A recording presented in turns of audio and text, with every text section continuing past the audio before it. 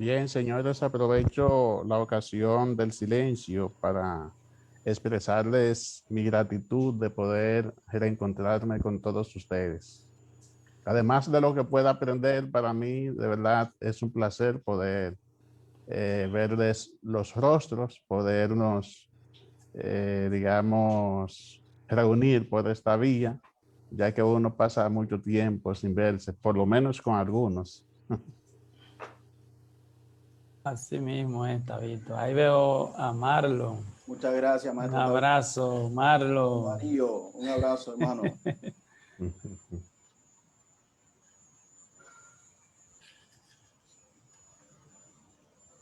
¿Ya se vacunaron ustedes? Yo me devolvieron, dije que no califico por la edad todavía. Ay, santa. Silencio.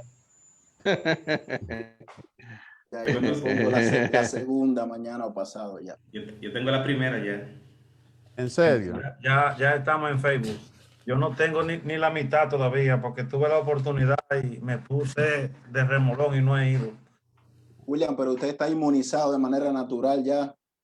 Sí, Mejor que la vacuna posiblemente. Hay que ponerse la otra, hay que ponerse. ¿Y le están poniendo en algún lugar a los que no aplicamos ni por la edad, ni como docente, Sí, el Ministerio de Educación tiene esa facilidad en algunas partes. Ah, ok. Bien, le voy a silenciar el micrófono a todos los expositores. Tienen la oportunidad de poderlo encender cada vez que quieran, o anfitriones.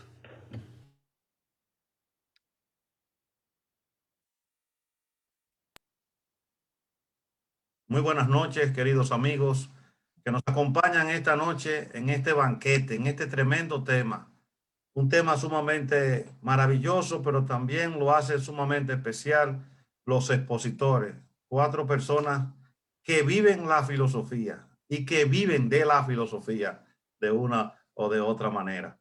Agradecemos a todos los amigos que nos siguen a través del Facebook Live y sobre todo a la página didáctica de la filosofía, en la persona de Wilber Tapia, quien nos ha dado siempre el apoyo. Vía él podemos llegar a otros países como Perú, Guatemala, Nicaragua, Colombia, México y entre otros países. Agradecemos a todas las personas que están aquí por la plataforma Zoom. Agradecemos a los profesores y a todas las personas que nos están acompañando en este día.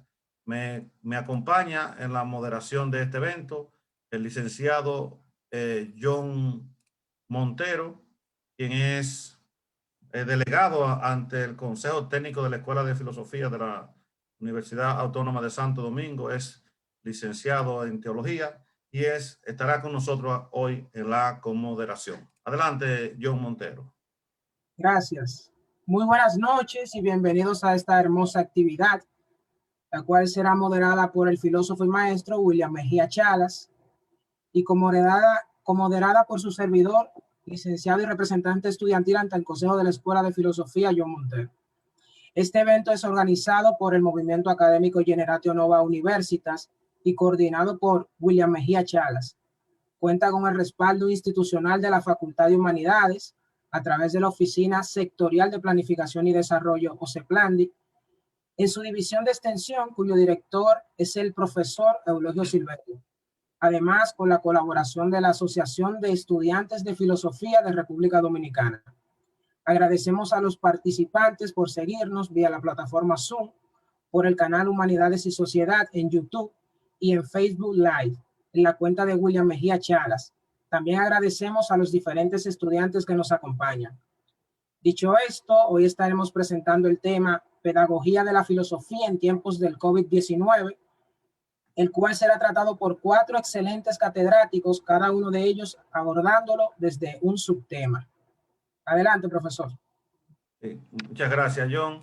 Agradecemos sobremanera a las personas que nos acompañan, el profesor Santiago Bonilla, quien es presidente de la Asociación de Profesores de la Facultad de Humanidades de la Universidad Autónoma de Santo Domingo.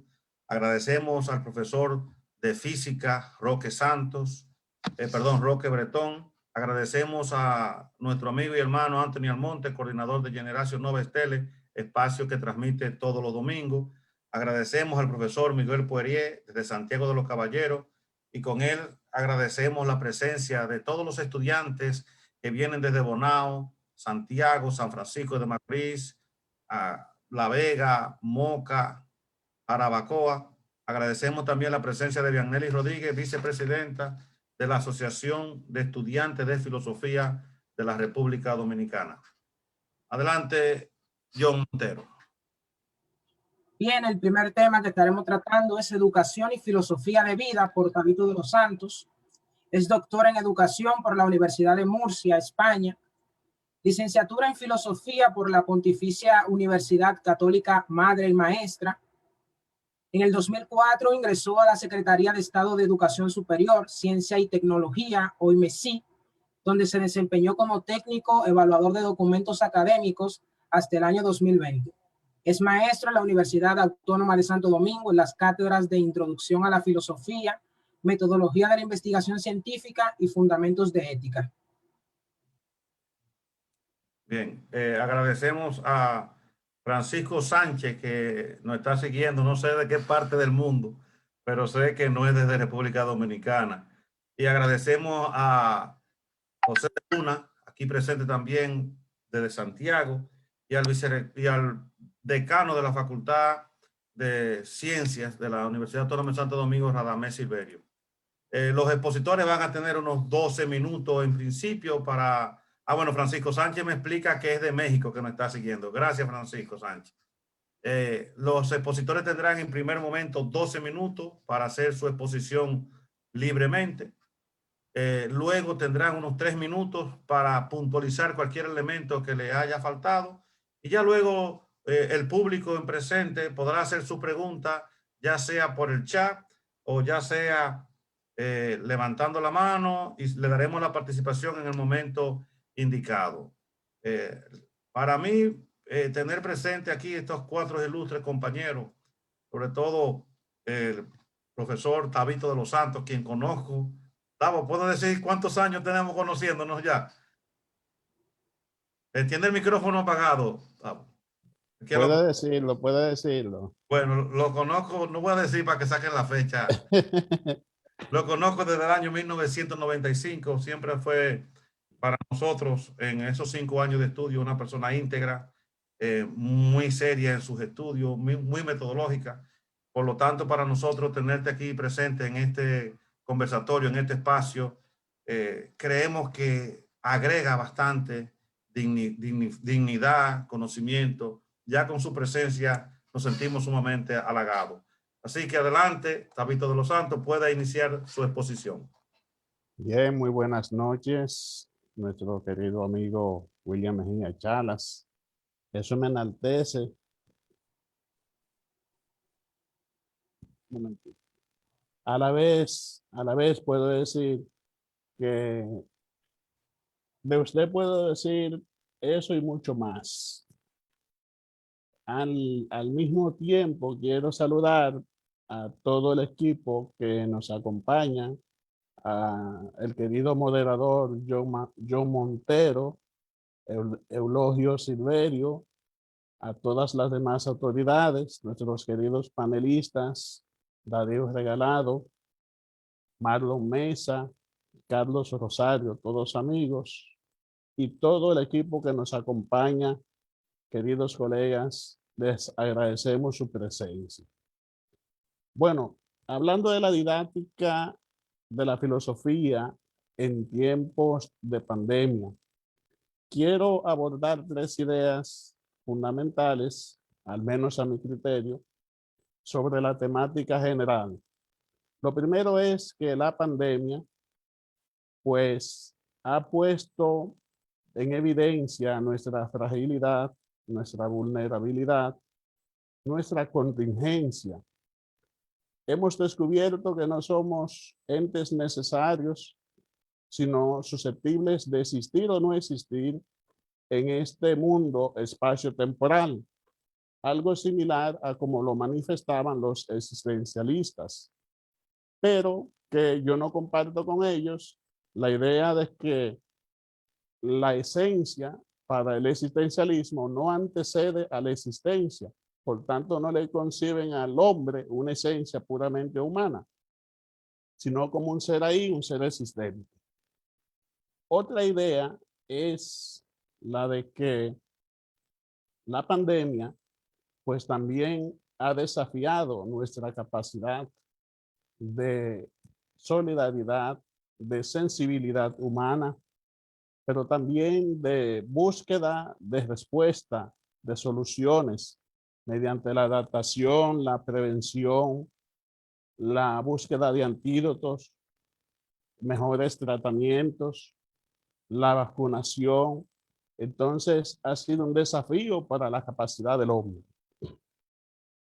Y la tercera idea de la temática general es el uso de la tecnología que ha venido a servir de un elemento fundamental en la subsistencia y en el desarrollo de la sociedad ante esta época, puesto que ha dejado de ser una, digamos, vanidad, privilegio, una moda de la era digital y se ha convertido en una herramienta de trabajo, de subsistencia mediante el teletrabajo, la videollamada y la virtualidad como la que estamos utilizando en el día de hoy.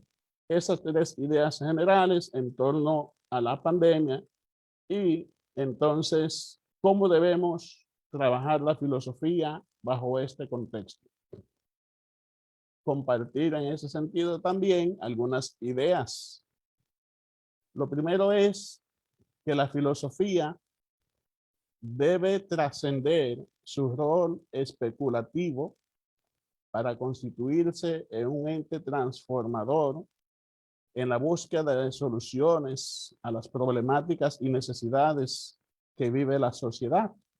Ustedes dirían, pero si es lo que plantea Carlos Marx, sí, estamos de acuerdo, y realmente fue una época revolucionaria y que ha constituido un paso de avance para la filosofía.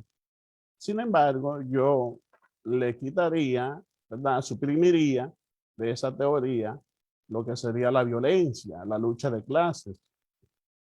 Pero sí, la filosofía está llamada a constituir un medio resolutivo a la problemática que enfrenta la sociedad. La filosofía y la educación, pues, están abocadas a variar su metodología y sus contenidos a los fines de hacer de la enseñanza un saber práctico y un saber mucho más entendible, más, digamos, estratégico.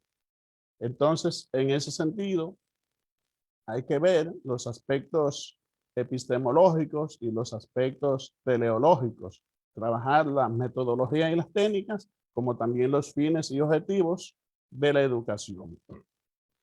Ahora bien, la educación no puede prescindir a la enseñanza de los saberes básicos, pero estos saberes deben ser saberes funcionales, saberes útiles. Y así la enseñanza de las áreas fundamentales, como son, por ejemplo, las ciencias naturales, pues destacar su labor en las ciencias aplicadas, como la medicina, por ejemplo, que tanto nos ha servido durante la pandemia y es tan útil en la preservación de la vida y la salud, como la meteorología, por ejemplo, que nos sirve para la prevención de desastres, para la planificación agropecuaria y el sucesivo desarrollo social. En el área, por ejemplo, de las ciencias sociales, ahí tenemos la política, tenemos la economía, tenemos la estadística, que son ciencias aplicadas que contribuyen a la organización, planificación y el desarrollo y el bienestar humano. En el área, por ejemplo, de las matemáticas, tenemos las ingenierías, que son ciencias aplicadas, que se derivan de las matemáticas y que entonces también contribuyen con las infraestructuras, con las tecnologías de la comunicación, entre otras, las industrias, a el crecimiento y el desarrollo humano. En el área de las letras, pues podemos encontrar un medio para la socialización, la comunicación y también el aprendizaje a través de las diferentes competencias lingüísticas. Y eso quizás lo sabemos, pero no siempre tal vez lo enseñamos de la manera adecuada o de una manera práctica que se pueda asimilar, ¿verdad? Con facilidad. Por ejemplo, en el área de las matemáticas, si usted en geometría está explicando el teorema de Pitágoras, que se enuncia que en un triángulo rectángulo, el cuadrado de su hipotenusa equivale a la sumatoria del cuadrado de sus catetos. Usted, por ejemplo, puede escoger una escalera y usted entonces, si tiene la medida de la base de la escalera a la pared y la altura de la pared, entonces la hipotenusa sería ahí la incógnita a buscar y ya usted puede encontrarla aplicando esa fórmula. Por ejemplo, me llama la atención en el área de las letras, unos versos de Pedro Calderón de la Barca, cuando termina diciendo, y volviendo a mis sentidos, hallo que las penas mías, para hacerlas tu alegrías, las hubieras recogido. Cuando yo veo y escucho la expresión para hacerlas tu alegrías, me llama la atención porque ese tú no va pluralizado igual que alegrías, igual que hacerlas. Lo que pasa es que en ese caso, tú no constituye un pronombre posesivo, sino un pronombre personal. Y por eso estaría acentuado y estaría encerrado entre comas, porque constituye un vocativo. Ahora bien, ¿por qué no la pone más fácil? Y dice, para tú hacer las alegrías. Bueno, sencillamente, porque ahí no podría producir una sinalefa, por tanto se extendería la métrica del verso a 9 sílabas métricas y rompería la regla de la métrica de la décima que se construye a través de versos octosílabos. Y de esa manera, usted explicando, por ejemplo, una composición lírica, puede enseñar las letras, puede enseñar la gramática y viceversa. Haciendo un análisis gramatical, pues le permite al estudiante también incentivarlo en la parte literaria. Bien, desde esa óptica, como habíamos dicho, hemos de recalcar que el conocimiento debe ser un conocimiento socialmente significativo.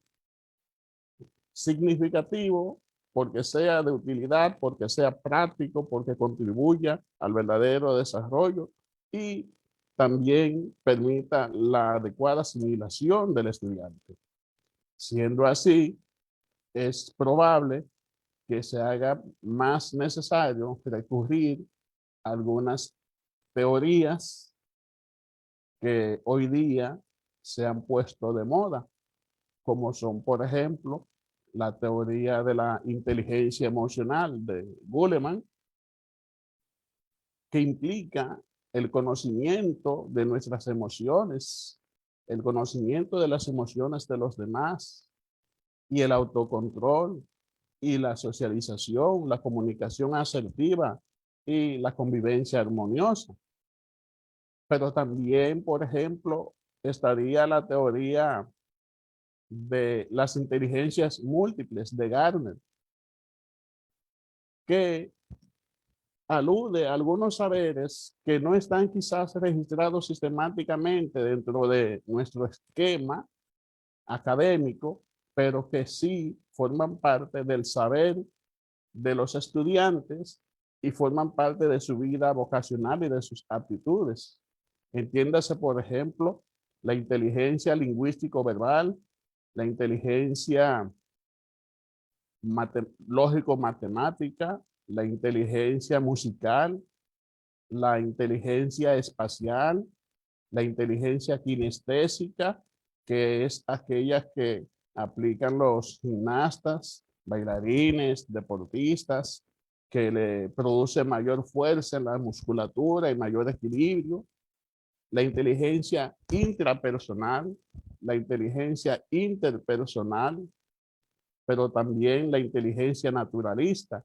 Entonces, todas esas áreas pueden conformar parte del aprendizaje y del desarrollo si lo sabemos canalizar, pero lamentablemente nos enfocamos en un esquema tradicional, en un sistema educativo donde ya todo está definido y todo lo que se salga de ese esquema puede resultar de manera incorrecta, de manera inadecuada, y no debe ser así.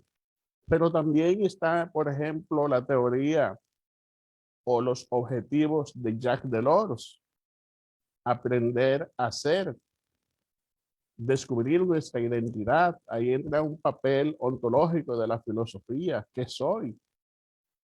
Esa esencia que descartan de alguna manera los existencialistas porque entienden que no se nace, sino que se hace.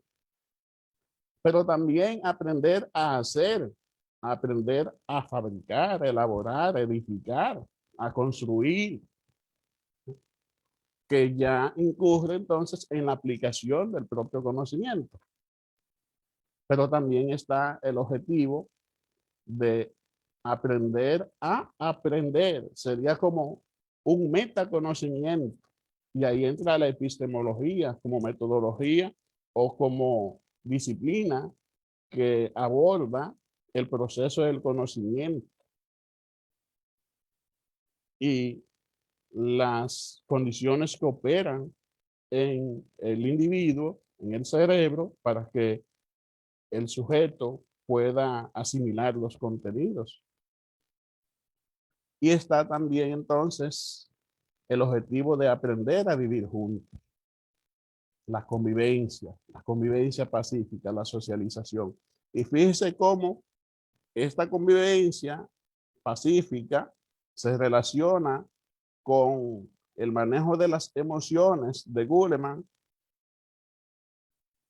pero también se relaciona con el papel del lenguaje, o en este caso de la lengua. Los lingüistas nos critican que hablamos de lenguaje cuando debemos decir lengua o idioma, y es verdad. Lo que pasa es que ya lo hemos hecho práctica, pero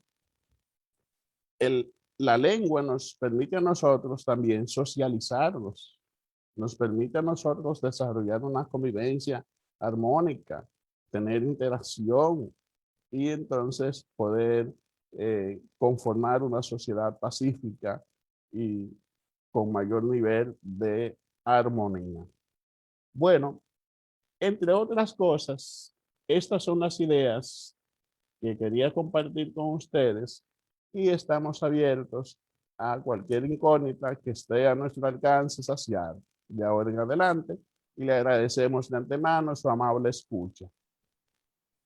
Muchísimas gracias, Tabito de los Santos, por su presentación. Fue exacto en el tiempo, preciso y sustancioso en lo que acaba de exponer, porque el tema suyo, educación y filosofía de vida, usted desde el principio mostró en objetivo bastante claro cómo la filosofía permea toda la vida, y ahí presenta una especie de clase de introducción a la filosofía, pero antigua, media y moderna, con las ideas que usted va presentando y va hermanando entre un tema y el otro. Ya ahorita tendrá otros 3 minutos si es necesario puntualizar algo más, y también en el momento de las preguntas usted podría exponer todavía algunas ideas que yo sé que usted ha tenido que hacer un gran esfuerzo, porque conociendo lo estudioso que es usted, mientras uno más lee, más difícil se le hace presentar las ideas, porque son tantas cosas que uno quisiera presentar que se le complica. De todas formas, muchísimas gracias y hasta la segunda ronda. Gracias. Entonces, con el siguiente expositor, pero antes, permíteme saludar a Diego Amores, Bernardino Pinales, Elizabeth Damaso, Jairo Ávila, María Mármol, Larisa Rodríguez, Osvaldo Familia, Ronald Brad, Gisenia Zavallo, Osavalo, y a Fernando A. Peña. Adelante, John Montero. Gracias. Bueno, la siguiente exposición lleva el tema de estrategias metodológicas para la enseñanza, aprendizaje de la filosofía en entornos virtuales, por Marlon Mesa Pérez. Es docente de introducción a la filosofía y metodología de la investigación en la Universidad Autónoma de Santo Domingo. Se desempeña como asesor metodológico de investigaciones en la Universidad Católica de Santo Domingo, entre otros puestos. Consta de máster conducente a doctorado, filosofía en un mundo global, en proceso, Universidad del País Vasco, España, especialidad en metodología de la investigación y maestría en planificación y gestión educativa de la Universidad Católica de Santo Domingo, licenciatura en filosofía por la Pontificia Universidad Católica Madre y Maestra y posgrado en docencia universitaria de la Universidad de Cienfuegos, Cuba. Licenciatura en Educación, especialidad Matemática Computación del Instituto Superior Pedagógico Conrado Benítez en Cuba. Sí. Con Marlon quiero pedirle disculpas a él y con él a los demás expositores porque teníamos un evento pautado para mediados de febrero, pero por razones de salud personal no se pudo y tuvieron que preparar otro tema porque ya tenían uno listo que tendrán que dejarlo en carpeta quizás para el año que viene. Marlon Mesa es de esas personas que no le podemos llamar extranjero porque vengan de otro país, porque es de esas personas que llegan a República Dominicana y se entregan como un dominicano más a la enseñanza, al altruismo, ama nuestra tierra a tal punto que la visita, diríamos que de punta a punta, disfrutando los albores y tomándole una palabra de él, como buen cubano, tiene a su José Martí allí entre. Marlon, para nosotros es un grato placer contar con tu presencia. Adelante, Marlon Mesa. Bien, buenas noches a todos. Muchas gracias, William, por esas palabras. Así mismo es, me siento dominicano y cubano y ciudadano del mundo un poquito ya también. Entonces yo para mi presentación voy a compartirles una diapositiva que tengo preparada aquí para irme guiando e ilustrar un poco más. Buenas noches a todos los presentes, colegas, amigos. Gracias a los organizadores de este evento por invitarme a él también. Bueno, pues vamos a ver.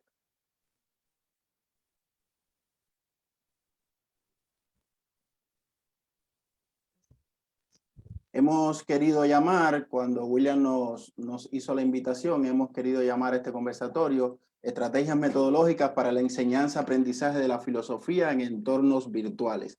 Entre paréntesis, UAS. Y ya después veremos por qué ese paréntesis, porque hay ahí unos presupuestos que tenemos que aclarar para que el tema no parezca muy abarcador. Bueno, el esquema de la presentación, primeramente voy a presentarles rápido qué son las estrategias metodológicas, la definición, los distintos tipos de estrategias, después brevemente qué es cómo se concibe el programa de enseñanza de la filosofía en nuestra universidad, y ya pasamos después al plato fuerte, que no es más que presentar algunas experiencias prácticas recién saliditas del horno. Los otros días en aula lo estábamos haciendo, si por ahí están mis alumnos quizás algunos se vean representados. Entonces, ¿a qué llamamos estrategias metodológicas? Aquí tenemos dos definiciones que tienen más de 20 años de diferencia y sin embargo se parecen mucho. Una estrategia metodológica es un conjunto planificado de acciones que conduce el proceso docente educativo al logro de sus objetivos.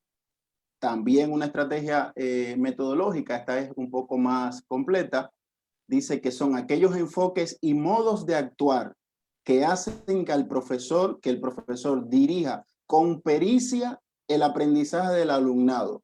Las estrategias metodológicas se refieren a los actos favorecedores del aprendizaje.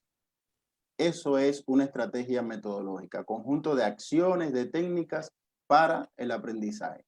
Hay muchas definiciones y muchas clasificaciones de estrategias metodológicas. Yo me quise basar en estas porque también a lo largo de la teoría didáctica como que se mantienen. Están las que son centradas en la transmisión de la información, aquellas que enseñan al profesor a exponer un tema, el alumno es más pasivo, el profesor expone su tema. Se ha querido ver tradicionalmente como que esta es la estrategia, o estas son las estrategias más usadas en filosofía, y no tiene por qué ser así.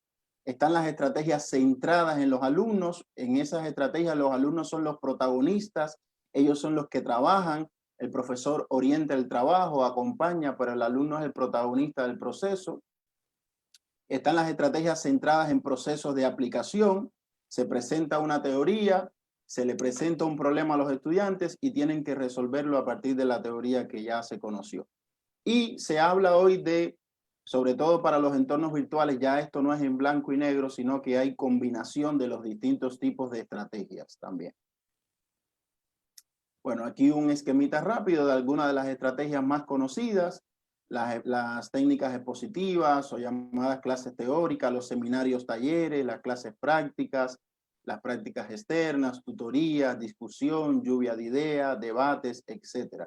Y ahí al lado viene la finalidad, para qué se usan, cuándo se usan. El programa de filosofía de nuestra universidad. No vamos a leer los objetivos. El programa de filosofía de nuestra universidad está muy bien planteado acerca de los problemas fundamentales del hombre que la filosofía ha abordado. Y se trata entonces de valorar la importancia que tiene la filosofía para buscar la verdad en esos problemas. Se trata de formar una conciencia y dar una orientación ética a todas las carreras, a todos los estudiantes de todas las carreras, demostrar la relación que hay entre los distintos enfoques, y de desarrollar algo tan importante para cualquier profesional, el pensamiento lógico, crítico, creativo. Así está planteado nuestro programa de filosofía. Entonces, ya vimos qué son las estrategias metodológicas, ya vimos sus tipos, vimos el programa de filosofía de la UAS. Antes de la pandemia, dice ahí como encabezado, ¿verdad? Que yo no veo bien. Miren, estudiantes, antes de la pandemia todo esto se hacía en el aula. Con mucho gusto recuerdo esta experiencia puntual, la cual me llena de orgullo y me hace amar más la filosofía. Siempre la hacíamos al inicio del año. Antes de la pandemia existían aulas, existían pupitres, los estudiantes se tocaban, hablaban entre ellos. En esta experiencia que les estoy presentando aquí, se trataba al inicio de las clases de construir el programa de filosofía. Yo traía el programa debajo de la manga, escondido, no se lo decía a los estudiantes, y les hacía creer, y sí, los estoy engañando, les hacía creer que ellos iban a elaborar el programa de filosofía. Arriba, todo el mundo, ponga las 3 preguntas más grandes que se ha hecho en su vida, que no ha encontrado respuesta, o que no le convencen las respuestas, o que le costó mucho. Cada uno lo hacía de manera individual. Ahora vamos a ir a un pequeño grupo y vamos a compartir las preguntas que cada uno traía. Dialogan ellos y se van dando cuenta que como que las preguntas se parecen, que es raro, si yo no te conozco, si yo no soy de Puerto Plata igual que tú, si yo no tengo tu misma edad.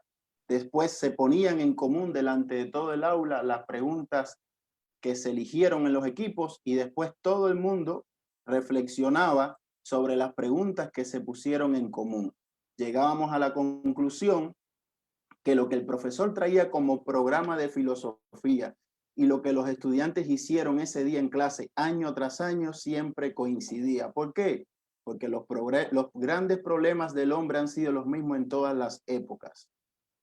Esto se hacía en las aulas antes de la pandemia. Aquí vemos un grupo de estudiantes que está haciendo una dramatización de las escuelas helenísticas, llamadas escuelas de la felicidad, los cínicos, los epicúreos, después de haber leído los textos, conocido los autores. Aquí vemos debates en grupo, aquí vemos los famosos exámenes por pareja, que a todos los estudiantes les encantaban escuchar que el examen era por pareja, pero después que hacían el primero ya no querían hacerlo más así. La pandemia llegó. Todo eso era antes de la pandemia, ahora vamos a contextualizar la docencia virtual en la UAS.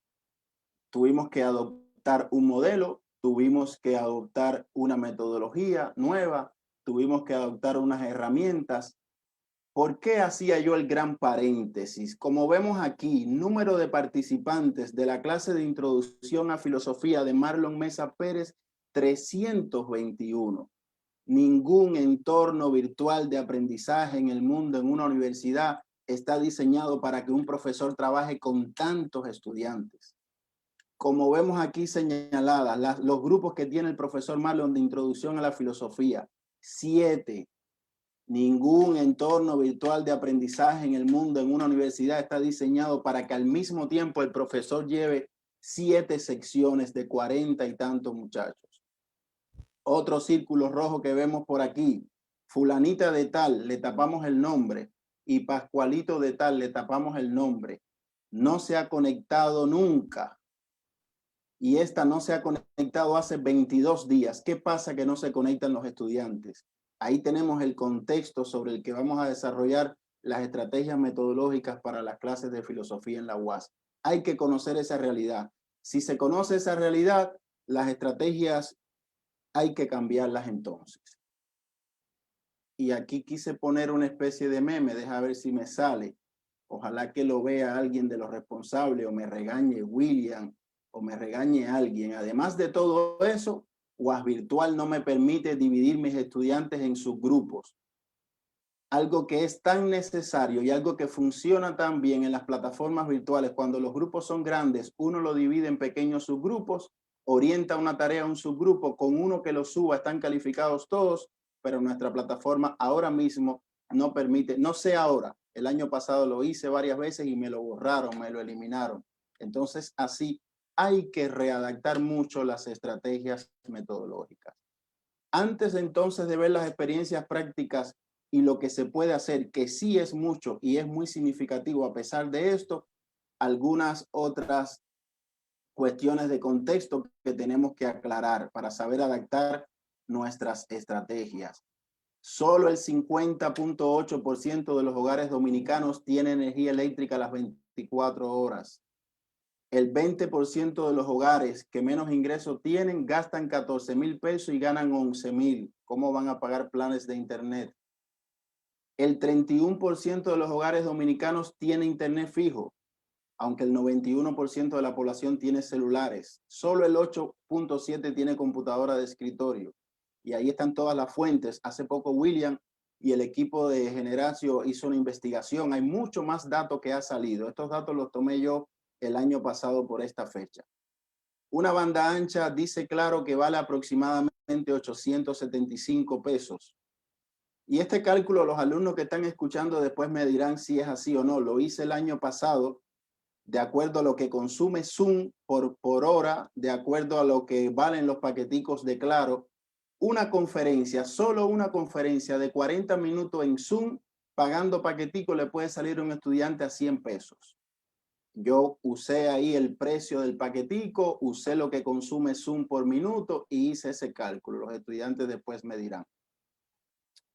Y tradicionalmente en nuestra universidad, sin virtualidad, en las universidades dominicanas terminan desertando el 47.6% de los estudiantes que ingresan. Con esas condiciones aclaradas, entonces vamos a ver qué tipo de educación virtual podemos desarrollar, qué tipo de estrategias metodológicas podemos implementar. Perdón. Prepararnos para la docencia virtual. Es muy importante que nosotros los profesores comprendamos este modelo. No es hacer lo mismo que antes hacíamos en el aula, ahora delante de una computadora. No podemos hacerlo así. Hay que estudiar el modelo, hay que ver las condiciones que implica, hay que ver las condiciones de los estudiantes. Es necesario crear redes alternativas de comunicación con los estudiantes. Lo sabemos, el día que la plataforma no entra, nos quedamos sin comunicación. Por tanto, nosotros implementamos los grupos de WhatsApp, implementamos grupos de correos.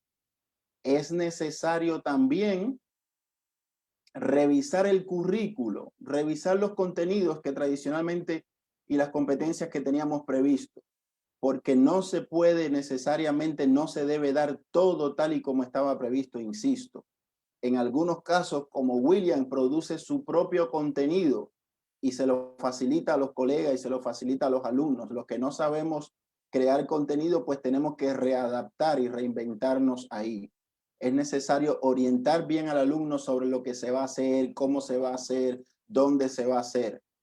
Uno tiene que hacer un estudio previo de todas las herramientas que hay, cómo funcionan, qué precio tienen, adquirir esas herramientas. Y muy importante, y me ha dado mucho resultado a mí en la práctica atendiendo a aquel contexto, hay que calendarizar los encuentros. No todas las clases tienen que ser de manera sincrónica. Hay que preparar clases sincrónicas donde interactuemos todos y hay que dejar espacio para que los estudiantes trabajen acompañados por uno, pero de manera asincrónica. Y otro elemento importante, la empatía. Las veces que nos veamos, tenemos que empatizar, tenemos que sonreír, tenemos que preguntarnos solo por la materia, tenemos que hacer un chiste en el aula, tenemos que crear un espacio de distensión, porque miren cuánta tensión hay para llegar a la clase virtual. Ahora sí, aclarado todo esto, rapidito vamos a ver algunas experiencias prácticas de las clases de Marlon con estrategias metodológicas. Aquí tenemos un foro. La plataforma que nosotros tenemos nos permite hacer varios tipos de foros. Pues yo aquí comparto el trabajo que hice con un foro en específico. Hay uno de los temas nuestros que es los saberes, los distintos tipos de saberes, cómo los distintos tipos de conocimiento, cómo el conocimiento del hombre ante la realidad que le circuncida, que está alrededor de él, cómo ese conocimiento se va complementando, cómo ese conocimiento se va perfeccionando y los niveles por los que pasa ese conocimiento. Eso es un contenido que tenemos nosotros. Entonces, en este foro específico, yo le digo a los estudiantes, bueno, antes de contestar este foro, consulte todos los materiales que se le orientaron. Luego, escoge uno de estos saberes y en vez de yo preguntarle en qué consiste el saber, repítemelo de memoria, le pongo una situación nueva para que el estudiante sea creativo y demuestre que lo domina.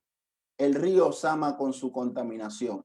Redáctame en un breve párrafo cómo tú le explicas a un extraterrestre desde el saber que tú escogiste lo que está pasando con ese río. Wow, profe, ¿por qué un extraterrestre y cómo es? Ahora veremos por qué.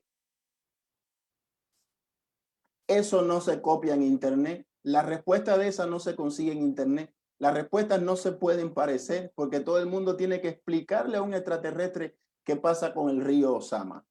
En este foro, en este tipo de experiencia metodológica, ¿qué tenemos aquí de significativo? Como decía el profesor Tabito, que el aprendizaje sea significativo, que se pueda aplicar, que resuelva problemas, no que sea repetitivo. Hubo un material que se orientó previamente. El profesor le da la opción al estudiante a escoger el contenido que quiere presentar. Eso ya crea una distensión, menos presión, que él se encamine hacia aquel que mejor domina. Se está relacionando el contenido filosófico con un problema real del contexto y con un problema real de nuestro planeta. Entonces el estudiante está aplicando aquello que por allá estudió a una realidad concreta, nueva y que es problemática. Se dan algunas orientaciones porque se supone que esto se hace de manera asincrónica. El profesor aquí pone unos ejemplos, ojalá no los hayan leído todos, desde el saber religioso, teológico, el hombre es pecador por naturaleza y destruye la creación de Dios. Querido extraterrestre, esa puede ser la explicación. El saber popular no lo voy a leer en público porque está demasiado vulgar y popular. El saber científico, bueno, los desechos sólidos provenientes de la industria y el hogar se acumulan al no desintegrarse y terminan por contaminar el río.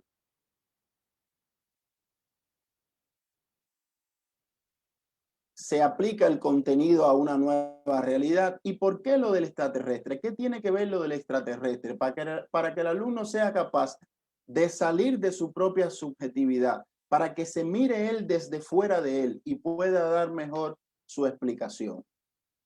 Esa es una experiencia práctica que me ha dado muy buenos resultados en aplicar un contenido filosófico a una situación real y hace que sea significativo para el estudiante. Otra experiencia metodológica rápida y clara y práctica. Normalmente yo le digo a los estudiantes y todos nosotros lo hacemos, aquí no se viene nada más a escuchar al filósofo Marlon, al filósofo Darío, al filósofo Carlos. Vamos a escuchar a los filósofos modernos, a los medievales, a los antiguos. Vamos a ver qué decían ellos y qué aplicación tiene para nuestra actualidad lo que decían y qué podemos sacar. Este es un texto que yo siempre pongo en la primera unidad, un texto corto, un texto que se digiere fácil y un texto que tiene mucha aplicación. A la hora de analizar este texto, yo no le pregunto, le hago algunas preguntas para irlo familiarizando, para ir describiendo la estructura del texto, sus ideas centrales, pero hago una batería de preguntas fuertes que no se pueden copiar en el internet, que no se pueden plagiar, que necesitan una reflexión personal del estudiante. Por ejemplo, ¿quién hoy en nuestra sociedad también se ha hecho pasar por tutor de los demás, guiándonos como una res domesticada? Ahí enseguida los estudiantes, profe, pero eso es lo mismo que pasa con la publicidad, los políticos, el presidente, el pastor. Entonces de ahí sacamos de la experiencia actual de ellos como un texto de aquella época nos puede iluminar hoy. No voy a leer todas las preguntas, por ejemplo, esta otra acá. Ejemplos de personas que han alcanzado la mayoría de edad, la ilustración, y que repercutieron en la mayoría de edad de todo un pueblo. Ahí hablamos de Duarte, hablamos de Gandhi. Nos salimos de Kant, pasamos por todas las épocas y vimos cómo en cada época ha habido personajes que han llegado a pensar por sí mismos, que es el tema central de este texto. Incluso vamos a la metacognición. Y tú, muchacho, después que leíste este texto, ¿tú estás ya en la mayoría de edad? ¿Qué has aprendido tú de esto? ¿Qué tú crees de lo que has aprendido? Y entonces llegamos ahí a un nivel mucho más alto que lo que es meramente reproducir lo que dijo, saber que lo dijo Kant, etcétera, etcétera. Esa es una segunda experiencia que tenemos por ahí significativa. No sé, William, me gustaría que me ayudaras con el tiempo porque no lo estoy controlando. No sé cómo voy. Trata de ver si puedes sintetizar lo que te falta, aunque sea en 2 minutos. Ok.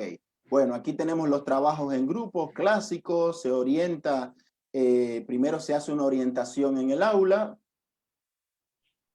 una orientación de lo que se va a hacer, el profesor introduce, reparte los temas, conforman grupos, cada grupo hace un análisis entre ellos y una discusión, después venimos a la plenaria, ahí estamos aplicando también estrategias metodológicas que desarrollan cooperación, que desarrollan comunicación, que desarrollan solidaridad, análisis críticos, etc. Entonces, la gamificación, los juegos en el aula, el estudiante universitario hay que ver cómo se divierte también con esto, no es solamente de primaria y de secundaria, y otros recursos que ya después ahí les voy a enseñar, si tengo tiempo. Aquí hay muchísimos tipos de herramientas que se pueden usar según la competencia que se quiera desarrollar y están agrupadas, podemos facilitarle eso después. Bueno, pues por aquí lo dejamos ahora, William, para después retomar lo que sea necesario.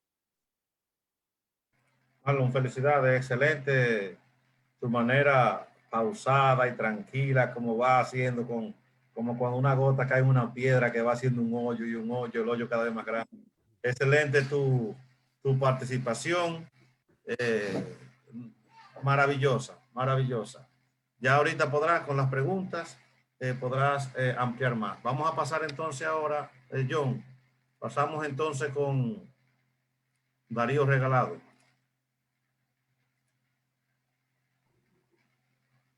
Sí. La siguiente se titula Una experiencia universitaria y de escuela pública por Darío Francisco Regalado Rosa. Pertenece al equipo técnico nacional del área Formación Integral Humana y Religiosa.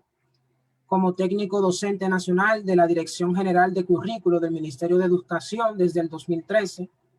Posee doctorando en Educación por la Universidad de Córdoba, España. Maestría en Enseñanza Superior por la Universidad Autónoma de Santo Domingo. Licenciatura en Ciencias Religiosas por la Universidad San Vicente Ferrer de Valencia, España. Y licenciatura en Filosofía por la Pontificia Universidad Católica Madre y Maestra. Ha publicado diferentes artículos y ensayos y ha participado en distintas conferencias. Y agrego ahí que también fue mi profesor de Filosofía de la Religión. O sea, que tú estás buscando puntos por otra nueva asignatura en caso de... Claro.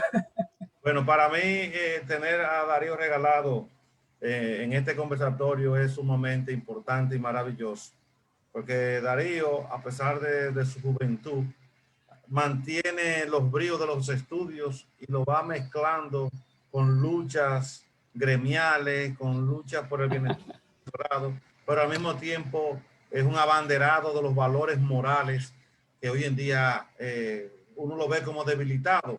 Sin embargo, Darío es una persona que con el ejemplo y con el accionar de su vida está dejando una impronta en ese sentido. Adelante, Darío, y muchas gracias por estar aquí con nosotros. Muchas gracias, maestro William. Muchas gracias a todos, amigos que veo que están aquí en este espacio formativo, en este espacio educativo tan importante. Pues bien, en este momento yo les voy a presentar en el marco, ¿verdad?, de este panel, una experiencia universitaria en cuanto a la enseñanza de la filosofía. Y finalmente, si nos da el tiempo, voy a hacer algunas puntualizaciones sobre la experiencia preuniversitaria, ¿verdad?, cómo los docentes en este marco de la pandemia, los docentes de la escuela pública se han manejado, ¿sí? Para ello les voy a presentar unas diapositivas que nos irán guiando en este proceso.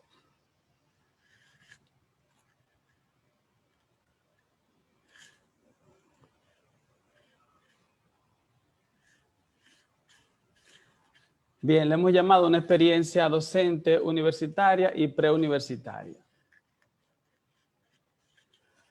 Fíjense una cosa, mi objetivo en la universidad, mi experiencia con mis estudiantes es introducirlos al mundo de la filosofía. Ese es mi principal objetivo, introducirlo al mundo de la filosofía, ¿sí? Entonces, en la consecución de ese objetivo de introducir a mis estudiantes en este mundo tan fascinante e importante de la filosofía, yo normalmente me encamino en dos vertientes que van a definir claramente lo que yo persigo.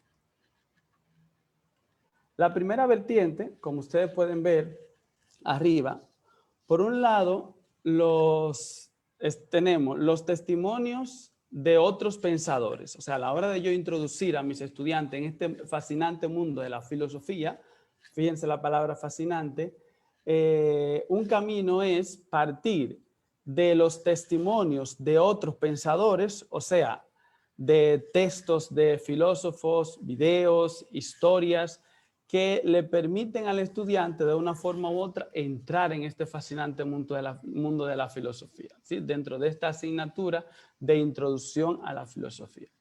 Otro camino es el encuentro con la pregunta, o sea, yo hago que el estudiante se encuentre con la pregunta sobre sí mismo y el encuentro de la pregunta sobre su entorno. Creo que esas preguntas que muchas veces los estudiantes de nosotros vienen un poco condicionados con el tema de la filosofía y a veces hemos podido notar cierta reticencia cuando se enfrentan a la filosofía y de una vez quieren enfrentar el tema religioso. Pues para yo adentrarlo en este mundo, esos dos caminos y el segundo camino que planteo aquí, con preguntas de quién soy yo, cuál es mi objetivo en la vida, para qué nací, ¿por qué estamos aquí? Y luego preguntas sobre el contexto, ¿por qué estamos como estamos en nuestra sociedad? Ese tipo de preguntas, a lo largo del desarrollo de nuestra asignatura, van adentrando al estudiante en este fascinante mundo de la filosofía. Y creo yo que eso es lo que más le impacta a ellos, cuando ellos son capaces de desarrollar el pensamiento lógico, crítico y creativo, como se plantea en nuestro programa, a través de ese encuentro con su realidad personal y con la realidad social que le circunda. Ahora bien, pero vamos a fijarnos ahora y luego vamos a aterrizar, en último momento vamos a aterrizar a la enseñanza y en este tiempo de pandemia, vamos a fijarnos en el camino de la izquierda, en esa entrada al mundo de la filosofía a través de diferentes testimonios de pensadores, textos, historias, videos, que es una de las que son las herramientas que nosotros podemos encontrar con facilidad en nuestra plataforma. Bien, para esto les voy a presentar grosso modo una investigación que yo hice en la Pucamaima con estudiantes de la filosofía. Y ustedes van a ver luego por qué le hago esta presentación.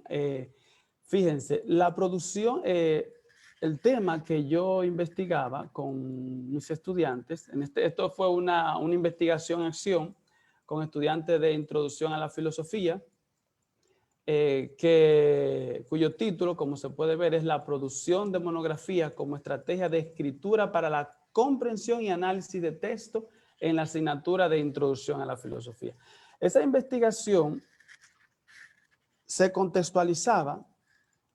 El grupo objeto de estudio estaba compuesto por 26 estudiantes de la asignatura de introducción a la filosofía, de los cuales de esos 26 terminaron 18 la asignatura. Era un grupo homogéneo por la diversidad encontrada en sus carreras de estudios. En tal sentido, había estudiantes de Derecho, Mercadeo, Educación, Telecomunicaciones, Gestión Financiera. O sea, había una diversidad de asignaturas. Era un número significativo los de Educación, que es lo que tenemos hoy en día en nuestra Universidad Autónoma de Santo Domingo. Ahora, ¿cuál era el problema cuál era nuestro punto de partida? La problemática que se nos planteaba. Y pongan mucha atención aquí, porque fíjense, no pocas veces los profesores damos por supuesto que al salir de bachillerato, los estudiantes saben leer y escribir, por tanto, deben comprender y ser capaces de aplicar los diferentes niveles de la alfabetización académica. O sea, nosotros cuando los estudiantes salen del bachillerato, entendemos que comprenden, que saben leer y entendemos que si le damos un texto y como lo pueden leer, ya lo comprenden. Becerras en su libro presenta 2 enfoques en torno a esto. Sin embargo, esto no es así.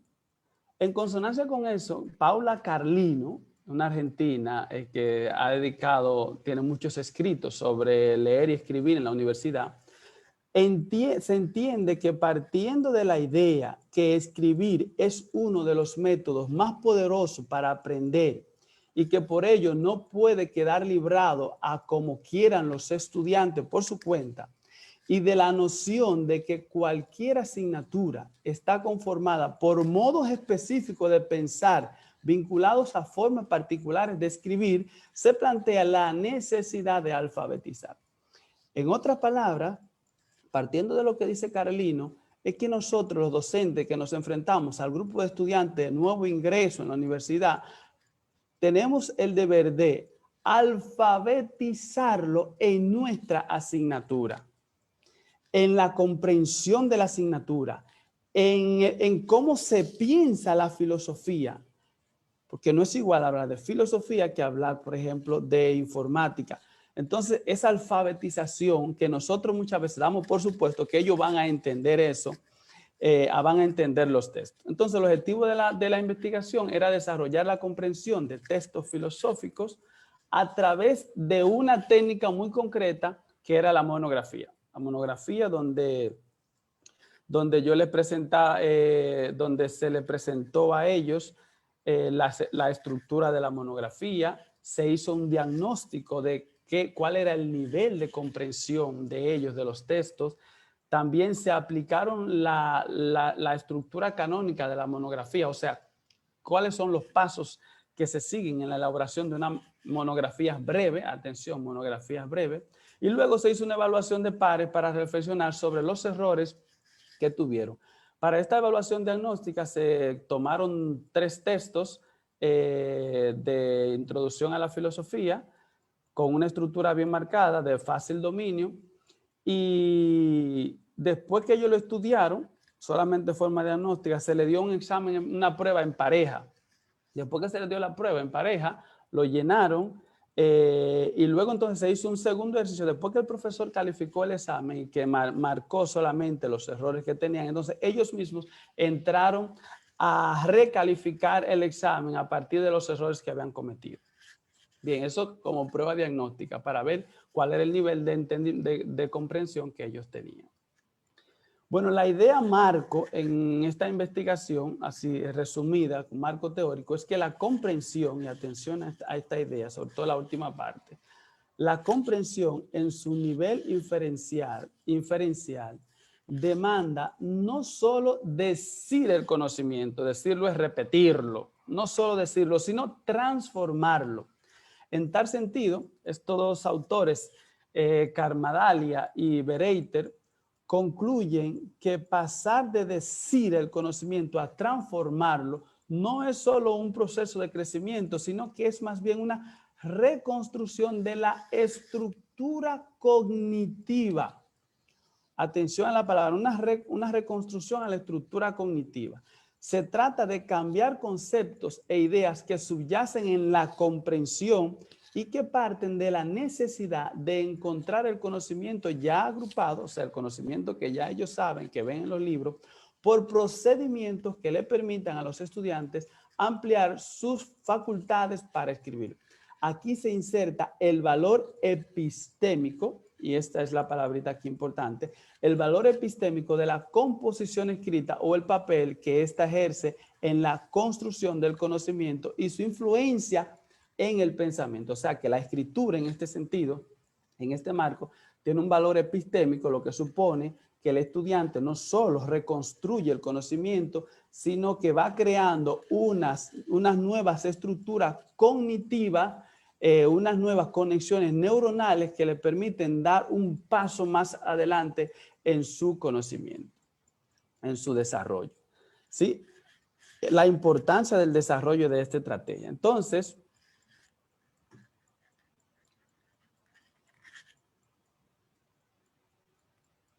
finalmente, después de elaborar nosotros a modo de conclusión, nos dimos cuenta que el desarrollo de esta estrategia de escritura, y hay muchas estrategias de escritura, y luego voy a aterrizar a cómo yo hago en este tiempo de pandemia, qué estrategia de escritura me permite a mí hacer ese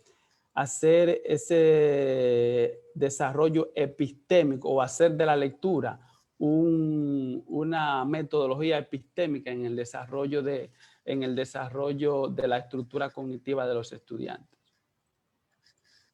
Por ejemplo, por eso es que dice aquí que ya a modo de conclusiva, que cambiar la forma de aprendizaje de nuestros estudiantes requiere cambiar nuestra forma de enseñar. Declara que los maestros eficaces modifican sus metodologías de enseñanza para adecuarla a la diversidad de estilos de aprendizaje en nuestras aulas. En este caso, y aquí voy aterrizando ya en tiempo de pandemia, pues sí, esta investigación me permitió a mí aterrizar las estrategias que se utilizan, que utilizo en la enseñanza de la filosofía, ¿sí? Y más en este tiempo de pandemia, con lo que me permite a mí desarrollar la plataforma. Entonces, dicho eso, en este tiempo, ¿cómo aplica Darío la estrategia de escritura en su plataforma para de una forma auténtica desarrollar en los estudiantes no solo conocimientos conceptuales básicos, que es muy importante, sino conexiones neuronales que le amplíen la comprensión? Pues les voy a presentar ahora una de mis unidades, la primera unidad de la plataforma, para que nos hagamos una idea de cómo aplica Darío en esta experiencia universitaria lo dicho anteriormente. Fíjense, esta es, si se puede ver ahí, la primera unidad, introducción a la filosofía. Lo primero que siempre es bueno, hay que poner una imagen alegórica donde los estudiantes de una vez entren en contacto con. Ya eso va motorizando conexiones neuronales a que venimos. Importante la introducción, que es casi de rigor a la unidad. Una área de recursos y un área de actividades. Atención, no se ponen recursos por poner recursos, por tener esta área de recursos llena. No. Ni se ponen actividades por poner actividades. No, no te permite desarrollar un proceso auténtico, que es lo que se quiere. En la plataforma, aquí en esta primera unidad, donde se trabaja el tema filosofía y su origen, como ustedes lo pueden ver ahí, los estudiantes tienen 5 videos cortos.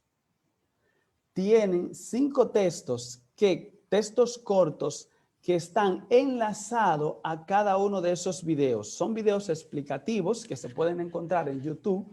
Es un esfuerzo muy grande que hay que hacer para buscar videos que realmente, que de forma auténtica desarrollen el tema que uno quiere. Y textos también seleccionados que den el testimonio que uno quiere. Pues bien, aquí como actividad, yo le propongo a mis estudiantes 2 foros, pero quiero mostrarles este foro que es el que más yo utilizo como actividad a la hora de desarrollar ese pensamiento en ellos, pensamiento analítico, donde ellos van integrando una nueva estructura mental. Este es la idea del mapa mental, que no ha sido tan explotada, pero que el mapa mental permite al estudiante, después de un esfuerzo de lectura, de un esfuerzo de estudio, estructurar, incluso preparar su mente para otros espacios, para otros temas que quiera trabajar. ¿Qué significa esto? Que aquí en esta actividad, donde de forma muy precisa, que esto es muy importante a la hora de nosotros poner una consigna en esta actividad, de forma muy precisa, se le pide al estudiante lo que tiene que hacer. Aquí yo les digo a ellos, espero que se encuentren todos bien junto a sus familiares. Como ya ustedes han podido ver en los documentos, el origen de la filosofía se explica a través del paso del mito al logos, o paso de explicaciones míticas a explicaciones fundamentadas en la razón. En tal sentido, en este foro presentarán un mapa mental o un esquema explicativo del video 5 del mito al logos, o sea, muy preciso, porque aquí sabemos, incluso por lo que Marlon ha dicho, que tenemos conocimiento de esa realidad que Marlon ha expuesto tan maestralmente, de esa realidad en la que están nuestros estudiantes con respecto a la tecnología. De forma muy explícita, el video 5 del mito al logos que tienen colocado en la unidad en la parte de recursos. Para la elaboración de dicho mapa se apoyarán en unos sitios web, MindMeister o Mindomo. También yo le doy a ellos otras aplicaciones como Google, como Mindly, que le permite a ellos diseñar un mapa mental sacando las ideas del video. Importante decirle el valor que tiene el trabajo, importante decirle la fecha de entrega, ponerla ahí bien clara, decirle que su creatividad es muy importante. Entonces ahí se despide el profesor. Entonces aquí ellos hacen su entrega. Aquí, por ejemplo, Luz hizo una entrega de su mapa mental. ¿Cuál es la originalidad de esto? Que para hacer un mapa mental, si yo subo una página de esto y yo la tomé de otra página, yo me puedo dar cuenta muy fácil. Yo solamente tengo que darle seguimiento y ya me aparece si la tomó de otra. Pero utilizando las herramientas que se le doy en la misma imagen, ellos deben de poner el nombre de ellos en la imagen que suba, o otros comparten el link de las aplicaciones que yo les di. Sí, y esto permite, fíjense como aquí Luz Fiorella tiene su trabajo tiene su nombre y se ve que ella elaboró su mapa mental partiendo de las ideas dadas. ¿Sí? Ellos tienen que tomar las ideas y hacer esa estructura mental. Creo que esto no solo les permite a ellos, adquirir los conocimientos, sino irse creando, son estudiantes de nuevo ingreso, irse creando una estructura mental que los capacita para no solo comprender la idea, sino para aplicar a otros espacios esas nuevas conexiones neuronales o estructura mental que van creando. O sea que, en definitiva, la experiencia que vamos teniendo en la aplicación de estrategias de escritura, porque esto es una estrategia de escritura, enmarcada ya en la presentación que les hice de ese desarrollo epistémico que tiene la escritura, acompañan también otros foros de debates más sencillos, donde ellos presentan una idea también sobre un concepto asociado a un contexto que les permiten también armonizar con la misma estrategia de escritura que les proponemos. Bien, dicho eso, voy a cerrar esta primera parte, esta primera experiencia de lectura de estrategias utilizando la escritura.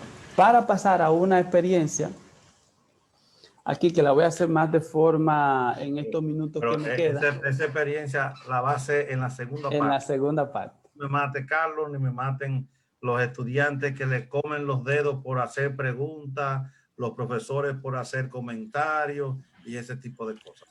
Efectivamente, por eso te decía que esta experiencia la voy a hacer en el siguiente momento, porque va a ser breve. Pero bueno, pues hasta aquí nuestra presentación, nuestra primera presentación. Muchas gracias a todos por su paciencia y escucharnos aquí. Gracias, maestro William.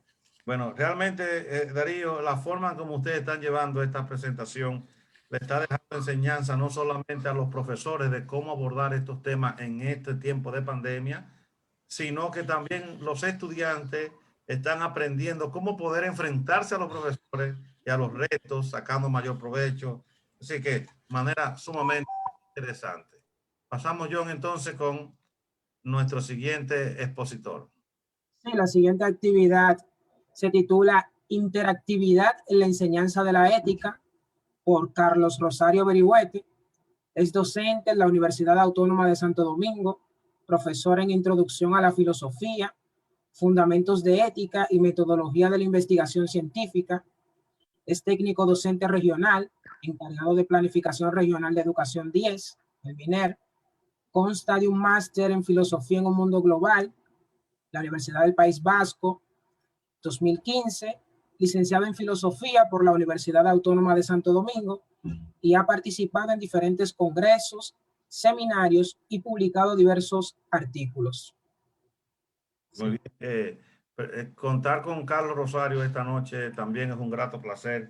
Son esas personas que pasaron por primero que uno por algunos lugares y luego simplemente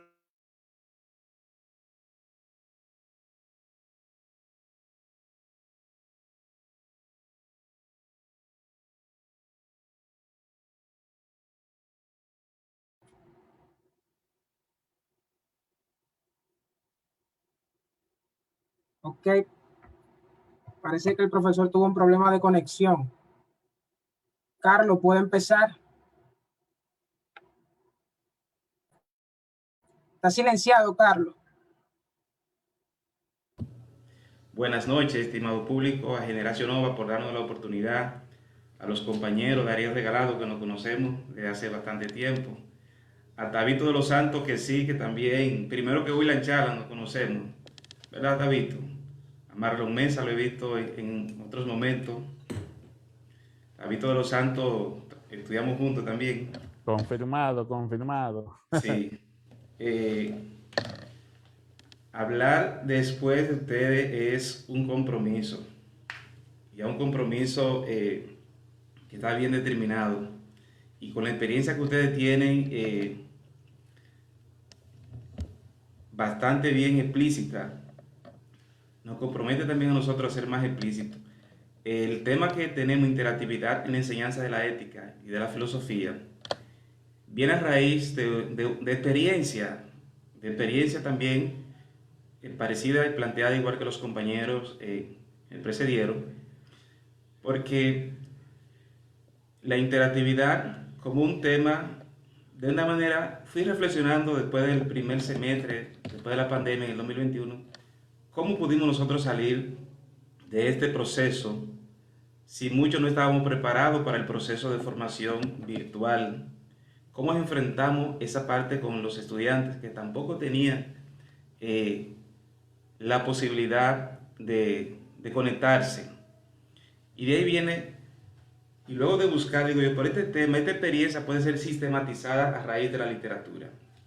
Y precisamente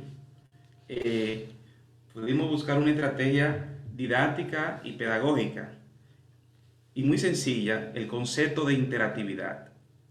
Que la interactividad en el proceso virtual, porque la interactividad se da en todos los renglones. Interactividad, diálogo entre el docente, entre el estudiante y entre ambos estudiantes. La experiencia marcada en el primer semestre, cuando se anunció el COVID, de una forma, la interactividad de manera categórica, podríamos decir de manera vivencial, la pudimos sostener con nuestros estudiantes, porque el elemento comunicativo siempre ha estado presente. Cuando a veces inicia un semestre, quien les habla le da un número de WhatsApp para tener la comunicación con los estudiantes, un correo, incluso de vez en cuando una plataforma de esa, que aunque sea la clase presencial, para que vayan enviando algunas tareas y ensayando. De manera que hace 3 o 4 años hemos ido ensayando ese proceso de manera virtual. Cuando llegó la pandemia, de una forma u otra, no fue una sorpresa para mí poder en el primer semestre tener ese inconveniente. Entonces, entendiendo que la pregunta inicial, y ya mucho y respondida por ustedes, de la filosofía, que responderla presenta unos matices de diferente orden, la enseñanza de este contenido. Como dice Cerletti, que la consideración sobre qué es la filosofía tiene una relación con la forma de enseñarla, pues no se trata de llegar a la desnaturalización del presente, sino adentrarse en la actividad como un análisis cuidadoso de las fuentes, que se traduzca en un ejercicio problemáticamente el pensamiento sobre toda cuestión. Así podrá significar una ayuda para el buen vivir si se consolida como una fundamentación de la vida ciudadana o una crítica del orden establecido. O sea, que la enseñanza de la filosofía, como tal, que para algunos es un poco que primera vez que escuchan de filosofía, y crear la enseñanza a la vez con una dificultad de conexión con los estudiantes, buscamos una manera de que se mantuviera el contacto y de que no se perdiera la relación con el estudiante, que no se perdiera el contacto, que no hubiera tanta deserción. Y lo que queramos fue la interactividad, buscar una manera flexible, crear las condiciones para que los estudiantes pudieran estar al tanto de las actividades filosóficas establecidas. Pero además de la enseñanza de la filosofía como tal, habían dificultades tecnológicas y de conexión que todos sabemos. Se nos hacía difícil, en cierto modo, muchos de los estudiantes, de nuestros estudiantes, además de la dificultad, tenían dificultad alguna para poder convertir el material en PDF. Toda esa parte, toda esa conexión, toda esa interactividad, tuvimos que interactuar no solamente en el concepto, en la concepción filosófica, en el proceso de contenidos de la asignatura, sino también una interactividad en lo tecnológico. Entonces, para crear eso, que fue un desafío, crear alternativas, tuvimos que crear esas alternativas. Entonces, nuestro interés particular en este diálogo no se inclina a crear pautas establecidas, sino a confesar, a expresar esa experiencia sistemática. Las herramientas que utilizamos fue el chat, fue en lo que la plataforma se interactuaba con la plataforma, tuvimos que utilizar el chat, Google Classroom, Google Meet. Toda esa experiencia fue la que fue creando la interactividad, pero la interactividad como tal, había que crear la condición psicológica, vamos a decirlo así, una integridad de aspecto psicológico para que el alumno tuviera un poquito de paciencia en el sentido de no desesperarse. Marlon expresaba y Darío Regalado expresaban del tiempo en la clase virtual. Existe un tiempo, un margen de tiempo para la entrega de un determinado contenido, pero había que ser flexible en esa entrega. Esa fue una de las condiciones que nosotros pudimos entrever para que se favorezca esa interacción entre el estudiante y el docente. Inclusive, otras estrategias que se utilizaron fue el diálogo entre ellos, la creación de grupos, porque ya habían asignado en el primer semestre, teníamos asignado la creación de exposición en grupos, y ellos se preguntaban, ¿cómo lo haremos? Buscando las aplicaciones determinadas, la comunicación entre ellos, creando grupos entre ellos para que puedan unificar el material que tenían que exponer. Entonces,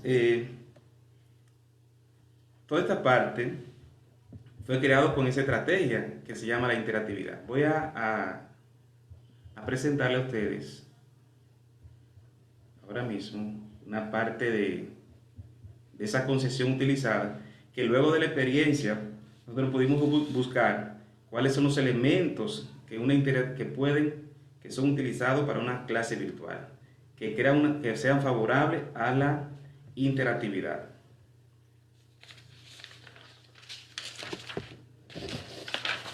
Utilizando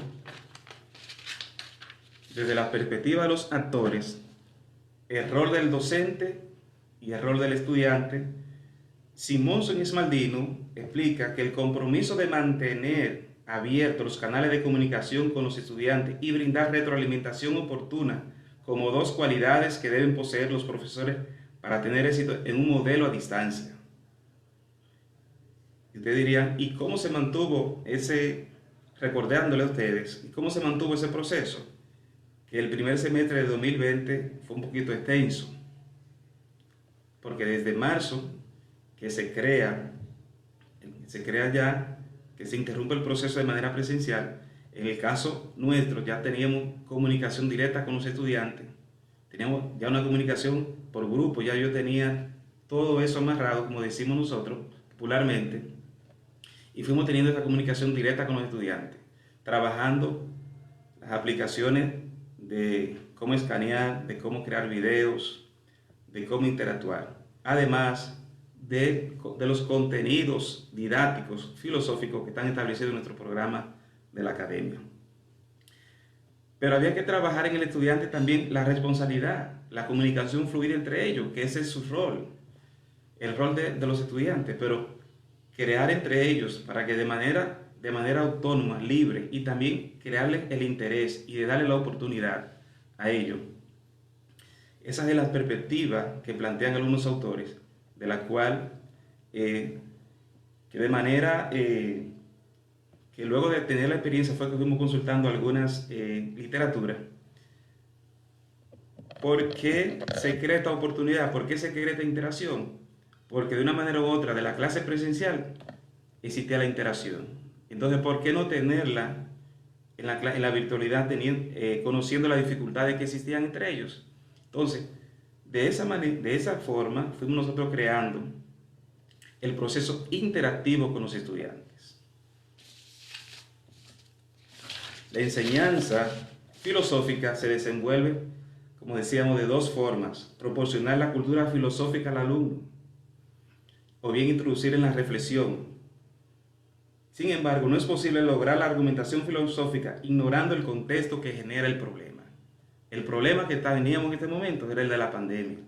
Y de esa manera nosotros fuimos creando la experiencia de interactuar, analizando el problema filosófico que existía en la actualidad, para irle creando, ir interactuando los temas con el presente.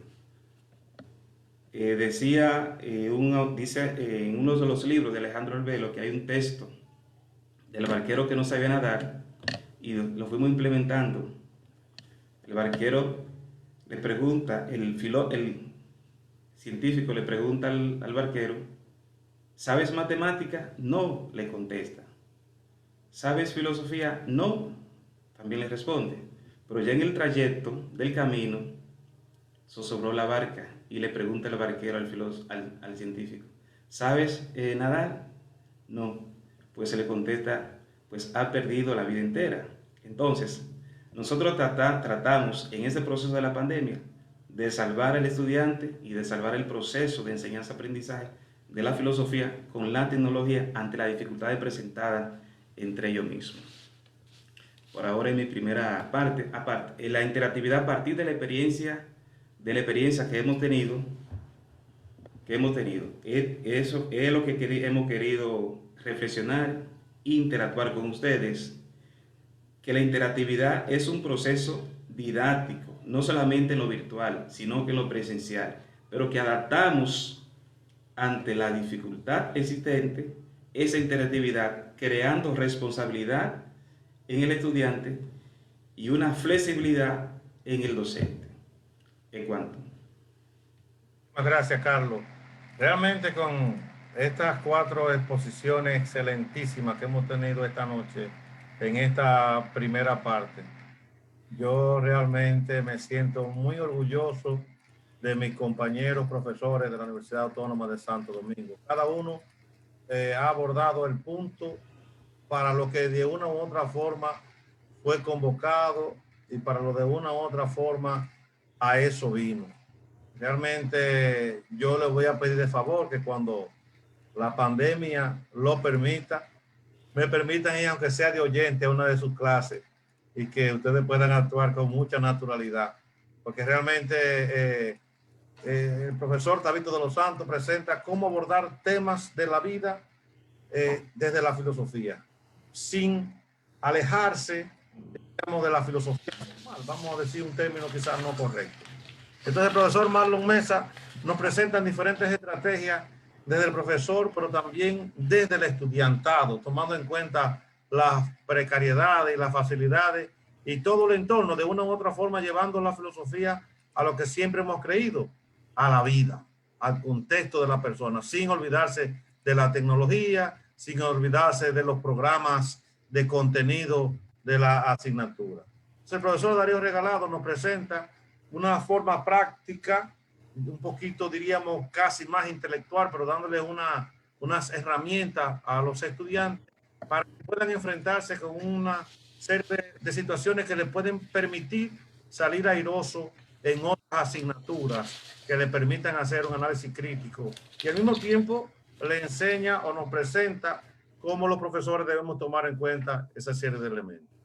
Y el profesor Carlos Rosario nos presenta también de una manera maravillosa, que lo estoy buscando en pantalla hace rato, pero se me ha escondido y él tiene la cámara encendida. Nos presenta de una manera maravillosa el gran concepto, diríamos, esencial de esta pandemia, que lo es la interactividad. O sea, ¿cómo lograr esa interactividad cuando tenemos de frente una pantalla tecnológica, pero tenemos de frente el problema que presentó Marlon con todas las situaciones que vienen dadas por la tecnología? Bueno, vamos a saludar al profesor Faustino Medina, que es coordinador del movimiento literario CEMI, que hace sus presentaciones todos los sábados. Agradecemos al profesor José Mendoza, a la persona de Ángel Machaca, supongo que tiene que ser de un país suramericano, y a Xiomara Encarnación, que es vegana, pero está desde Nueva York. Bien, entonces ahora vamos a pasar a hacer, diríamos, que la segunda ronda sea compartida con las preguntas. O sea, vamos a ver si alguien tiene alguna pregunta que hacer directamente a los profesores. Siempre le digo a todas las personas que vienen aquí y en este caso lo digo más esta noche, es que no siempre van a tener la oportunidad de tener 4 estrellas de profesores al frente de ustedes. Porque, por ejemplo, el profesor Tabito de los Santos es un gran profesor, pero Marlon Mesa es otro gran profesor, Darío Regalado otro gran profesor, Carlos Rosario otro gran profesor. Los 4 imparten docencia en aulas diferentes, pero hoy tienen una gran oportunidad, una oportunidad sumamente especial de tener 4 estrellas de profesores junto aquí a que pueden hacer las preguntas o los comentarios. Así que todo el que quiera hacer alguna pregunta la puede hacer a través del chat, la puede hacer levantando la mano. Bueno, aquí tenemos Sonia Cruz Ramírez. Sonia, puedes encender tu micrófono y hacer tu pregunta. Vamos a hacer una ronda de preguntas y entonces una ronda de respuestas. Bueno, Sonia Cruz Ramírez, puedes encender tu micrófono y puedes hacer tu pregunta. Yo no voy a hacer una pregunta, sino voy a decir algo. Que esa exposición fue una exposición magistral donde cada maestro expuso su punto de enseñar, su manera de enseñar la filosofía de manera diferente, de manera distinta, la cual a mí me llena de satisfacción y le deja mucha enseñanza a uno, cómo uno puede aprender de diferentes maneras, y más ahora con este tiempo de pandemia, donde nosotros nos vemos envueltos a que hemos que aprender, nos vimos la obligación de aprender sobre la tecnología, la cual muchos quizás ni teníamos conocimiento sobre muchas cosas.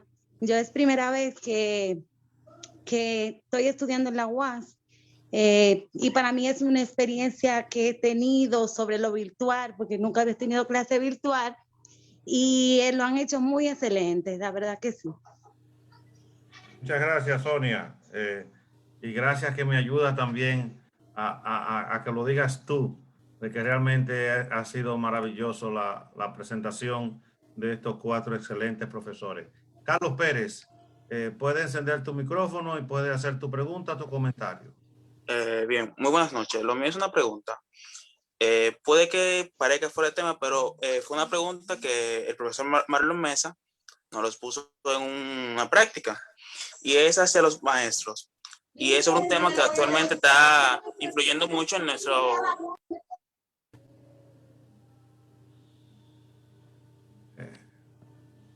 Carlos, enciende tu micrófono nuevamente. Ok. Les decía que es un tema que está un poco polémico ahora en el país. Mi pregunta sería la siguiente: ¿cuál es la opinión de los maestros acerca de las 3 causales y el abuso? Bueno, está como fuera de lugar Carlos Pérez ahí. Juan Carlos, adelante Juan Carlos, enciende tu micrófono, pero los profesores si quieren pueden responder dentro de un momento. Juan Carlos. Sí, buenas noches, este equipo de maestros de la UAS. Saludo especial para todos, en especial a mi hermano Carlos Rosario, excelente maestro, profesional y hermano. Los temas tratados de mucho interés, muy dirigidos a la realidad de la práctica diaria, cotidiana, en la práctica pedagógica. Y felicitarlos porque no se quedan en el aire, están viviendo la realidad directa con la temática en esta pandemia. Felicidades. Entonces, Juan Carlos vino, bueno, Susan Peña, puedes encender tu micrófono y hacer tu pregunta. Buenas noches. Hay un orador, no me acuerdo el nombre ahora mismo, que él trató el tema de los estudiantes que llegan, los estudiantes universitarios que llegan a las aulas sin saber, bueno, comprender o leer. ¿Qué hacen en esa situación? ¿Qué puede hacer un profesor universitario en esa situación cuando se encuentran con estudiantes universitarios? El que tocó el tema que no saben, bueno, sería comprender. Bien. ¿Alguien más quiere hacer alguna pregunta antes de darle la participación a los expositores? ¿Algún comentario?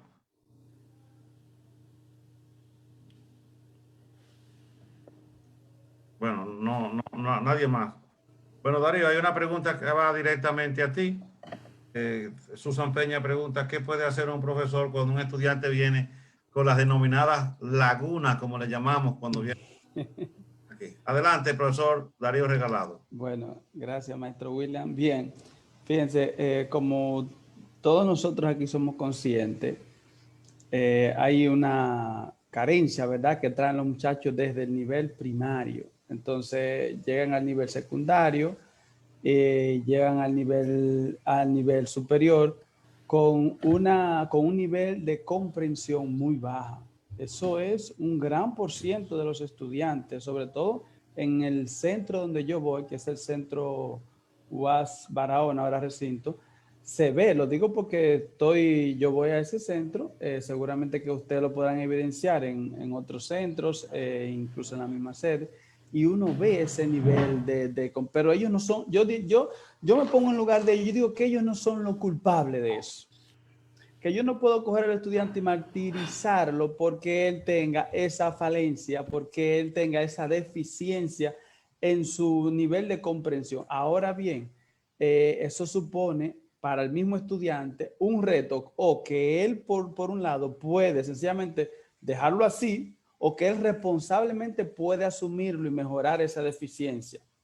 Nosotros como profesores, que es la pregunta, yo creo que debemos de, te voy a decir primero qué hice yo, en un caso con una estudiante que cuando yo la puse a ella, pongo a leer, ella lee texto y ¿cómo lo lee? Lo lee silabando. O sea, silabando es, yo te cojo aquí ahora mismo el sembrador y yo voy y digo, en la enorme vitri, eso es silabar.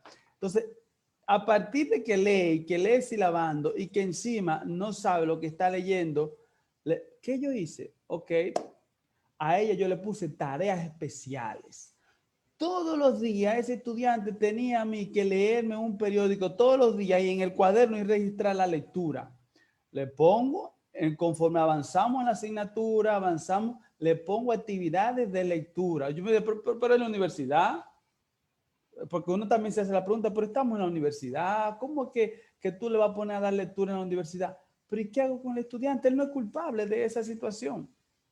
Entonces yo como docente, porque personalmente lo digo, esto no compromete a otro hacerlo, yo cojo y le preparo actividades especiales a esos estudiantes para que desarrollen esa competencia que es de vital importancia para el desarrollo académico. Esa es mi postura como profesor, tal vez es de profesor de primaria, secundaria, pero yo no lo dejo suelto. En la presencialidad cuando estaba, yo no lo dejo suelto. En la virtualidad es más complejo, ¿eh? Es más complejo porque la virtualidad, para tú sacar un curso de forma virtual, te supone a ti tú tener unos niveles de lectura y de comprensión lectora, unos niveles de alfabetización un poquito más elevados que leer silabando. Entonces ahí se complica más, yo creo, la orientación que nosotros podamos dar nosotros como docentes a los estudiantes. Excelente respuesta. Profesor Tabito de los Santos, 3 minutos, si usted quisiera puntualizar alguna idea que por razón de tiempo no pudo abordar en la primera parte, puede hacerlo ahora. Debe encender su micrófono. El micrófono, sí, gracias. Bueno, indicar esa realidad que puntualiza el maestro Darío Regalado es que, por ejemplo, desde el año 2005 ya la misma universidad de la UAS había hecho una investigación arrojando que el 55% de los estudiantes no estaba en condición de recibir un programa de educación superior.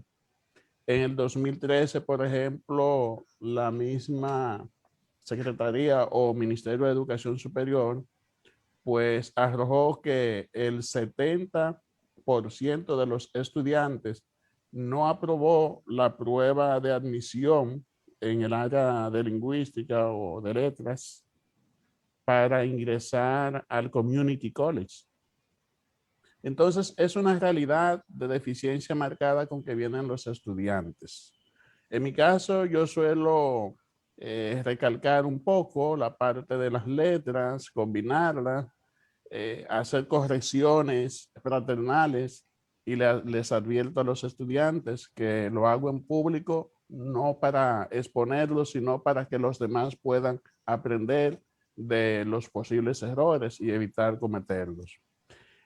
Quiero responder también u ofrecer mi opinión acerca de la pregunta de Carlos Pérez sobre las 3 causales.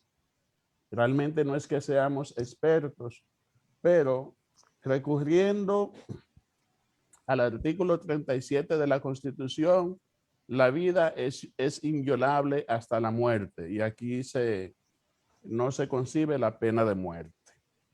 Entonces, si desde el momento de la fecundación ya tenemos una vida, esa vida debe ser preservada. Pero además podemos recurrir a los principios de la bioética que vienen constituyendo una especie de ética médica, al principio de beneficencia y de no maleficencia. En ese caso, no se puede pretender, ¿verdad?, bajo el alegato de beneficiar a alguien, cometer un mal mayor, que sería el de maleficencia, terminando con la vida del niño. Y en otro aspecto también, el mismo juramento hipocrático, pues prohíbe los procesos abortivos, que son los que profesan los médicos al ser titulados. Entonces, en la medicina existe un protocolo donde el médico determina qué acción tomar cuando ocurre el riesgo de la muerte de la madre, pero no está de manera anticipada, sino que va a proceder según lo que entiendas que sea conveniente, apelando a la ética, apegado siempre a esos principios bioéticos. Entonces, las demás causales, por ejemplo, lo del incesto o violación, o cuando existen malformaciones congénitas, de todos modos, el niño tiene derecho a la vida como ser humano y como derecho fundamental, que es inviolable. Inclusive, yo me hago una pregunta. Muchas de las que defienden el aborto en las 3 causales, pues entienden que es un beneficio para la madre del niño. Ahora, si hacemos la pregunta con un plebiscito a nivel general, ¿cuántas personas estarían dispuestas a abortar porque el embarazo no haya sido, digamos, premeditado? Yo considero que más del 50% negaría el aborto.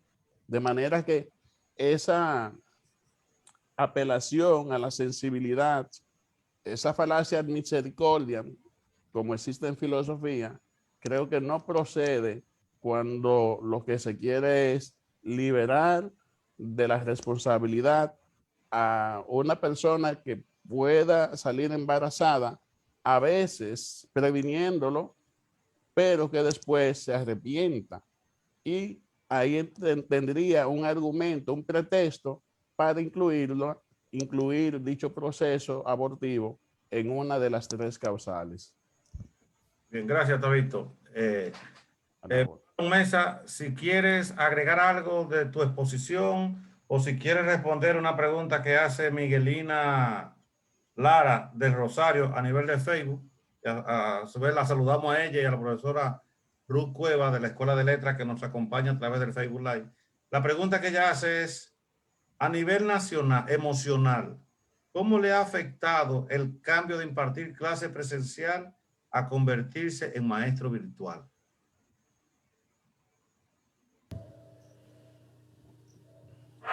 Y me la hace a mí, Miguelina. Bueno. No. Ella la hace en sentido. Ya, ok, sí. Si tú quieres, la puedes tocar o si quieres, puedes puntualizar el elemento, alguna idea que tú querías tratar de que no te dio el tiempo para culminar en tu exposición primera.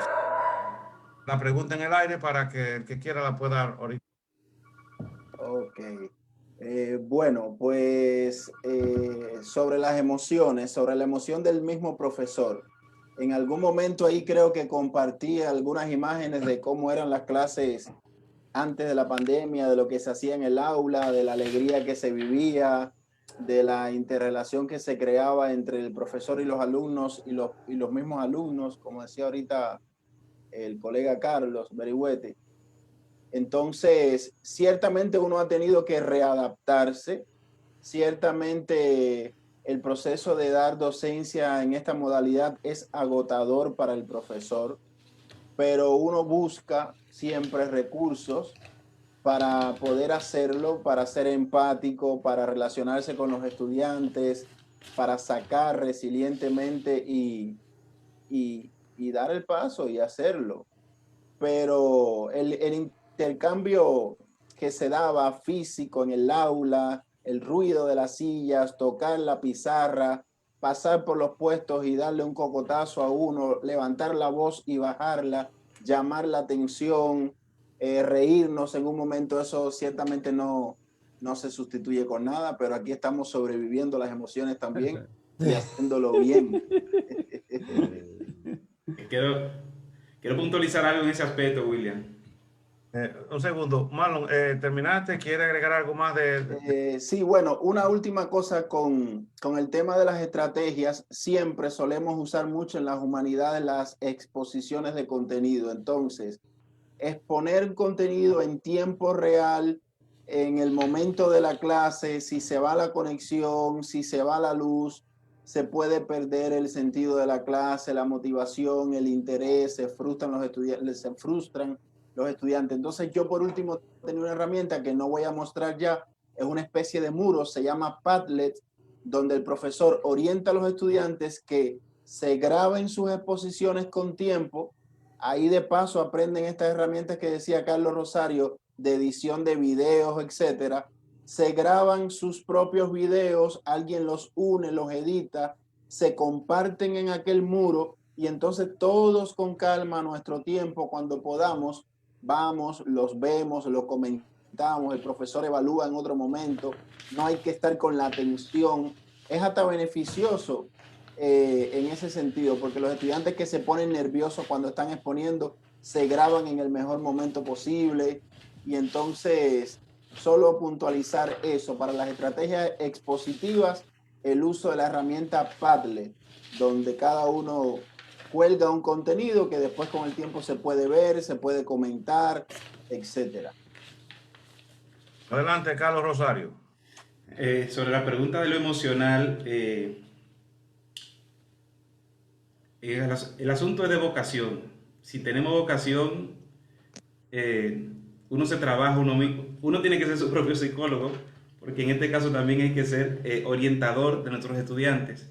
Y hay que trabajar esa parte un poquito emocional, porque lo más difícil de lo emocional es cuando tú quieres iniciar una clase, que están todas las pantallas apagadas, ¿verdad? Y a veces tú dices, ¿y a quién le estoy hablando? Esto es un podcast, ¿me entiendes? ¿A quién le hablo? Es una emisora. Entonces, esa parte también, cuando decíamos de la interactividad, hay que irla, se trabaja desde lo emocional. O sea, cuando yo me refería ahorita al interactivo, es parte de lo emocional y parte del componente que tiene que tener el docente. Que nota que un docente, que somos unos docentes que no fuimos preparados algunos, porque hay otros que tenían sus espacios semipresencial, en un tanto por ciento no fuimos preparados para esta parte de lo virtual, pero que el que tenga un componente didáctico y estrategia didáctica y pedagógica, lo que tenemos que hacer era adaptarnos al proceso de lo virtual.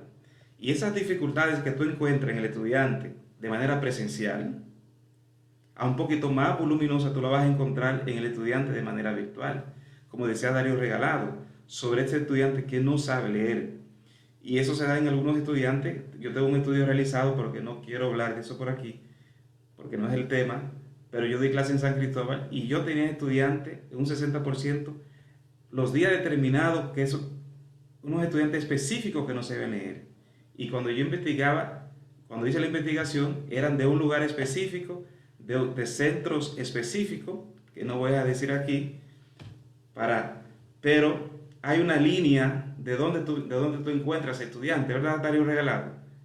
Quizás en la universidad que tú estabas era diferente a donde tú hiciste el estudio, Sí, pero, sí, hay una línea. pero hay una Como tú línea dices. de dónde vienen esos estudiantes, porque yo vengo de escuela y sé quiénes son los que rompen ese paradigma de lo tradicional y quienes rompen un quinto grado a una edad determinada y dónde terminan el bachillerato.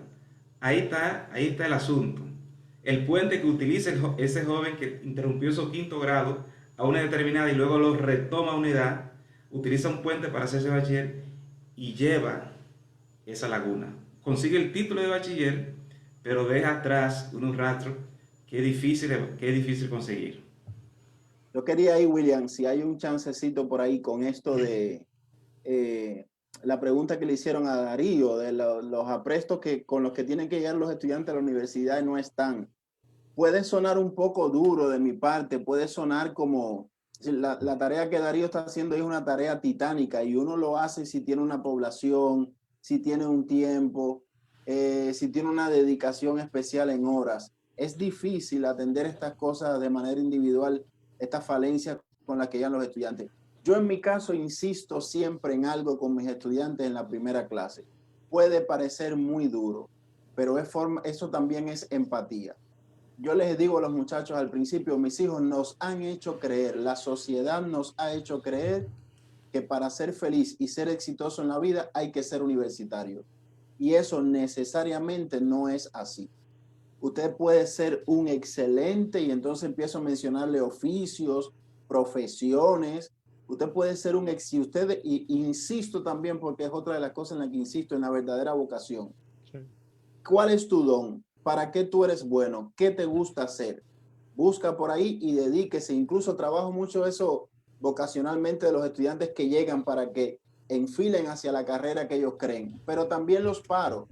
Mire, para estar en una universidad no es el único camino que hay para ser feliz y exitoso en la vida. Si usted decidió venir aquí, usted sabe que tiene una carga que tiene que asumir, hay una responsabilidad que hay que asumir, hay una lucha que hay que dar. Porque muchos también llegan arrastrados en la inercia, en la chercha, y después chocan contra las paredes y rebotan. Y lo cierto, señores, es que el 46% de los estudiantes que entran a la UAS desertan. Y la estadística está ahí. Y no solo la UAS, a todas las universidades. Entonces quizás pueda parecer muy duro, pero eso forma parte de la empatía que yo establezco también al inicio. Para tú ser feliz en esta vida y ser exitoso, obligatoriamente no tienes que ser universitario. Ahora, tú descubres un don y descubres una vocación y quieres servirte a ti, a tu bolsillo, a tu familia, a tu país, y crees que eso se puede perfeccionar en la universidad, ven para acá. Pero sabes que aquí hay una lucha, hay una carga, una responsabilidad que hay que asumir. No te vamos a poner los mangos bajitos para que pases por inercia, para que pases empujado, amarrando chivas por aquí y por allá.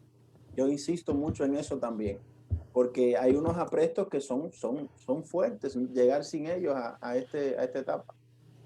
Eso es lo que quería decir. Gracias. Bien, gracias Marlon y gracias a Tabito, gracias Carlos, gracias Darío. Realmente este ha sido un tema tan fascinante por los contenidos que ustedes han presentado, pero también por la forma didáctica y pedagógica y tan afable y tan amable como ustedes lo han expuesto, que a sinceridad, desde que pase la pandemia yo voy a coger aunque sea una clase con ustedes.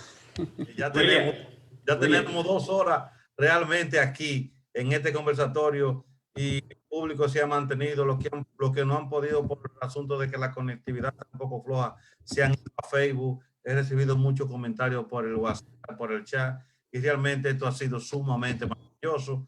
Yo le agradezco sobremanera en nombre de todos los estudiantes, en nombre de todas las personas aquí presentes, este maravilloso conversatorio apretado, porque cada uno tuvo que hacer el resumen del resumen del resumen de tantas cosas que podían dar, de manera que yo espero que en una próxima convocatoria poderlo hacer quizás dividido o con una primera parte, una segunda parte, porque realmente maravilloso, maravilloso. Adelante, Carlos. Sí, faltaron algunos elementos que uno quería decir, pero yo dije, bueno, didácticamente hablando tenemos un público que tiene una hora, entonces yo tuve que hacer lo que tú dijiste, un resumen de lo que yo tenía. Un resumen del resumen. Sí, porque ya había y esto parecía casi un simposio, no un diálogo así, porque esto... Parecía un simposio, sí, cada uno tocando una arista diferente. Sí. lo que ya ustedes vienen conociendo y trabajando, porque por ejemplo, tú tienes la experiencia de la enseñanza de la filosofía, pero conoces la escuela pública, pero porque trabaja en educación.